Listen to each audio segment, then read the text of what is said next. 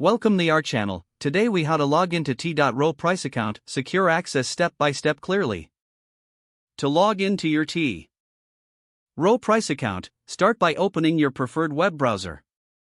In the address bar, type in the URL for T.Rowe Price, www.troweprice.com.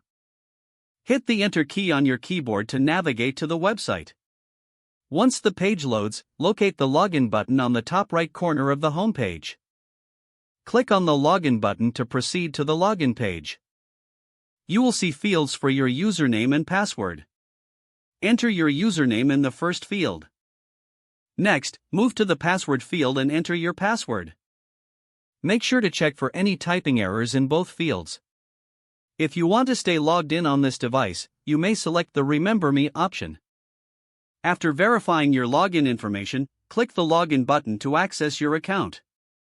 In case you forgot your username or password, look for the Forgot Username or Forgot Password links on the login page. If you need to reset your password, follow the prompts provided after clicking the Forgot Password link. Once logged in successfully, you will be directed to your account overview page.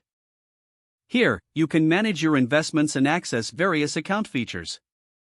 If the page does not load, refresh the browser or try again in a private or incognito window.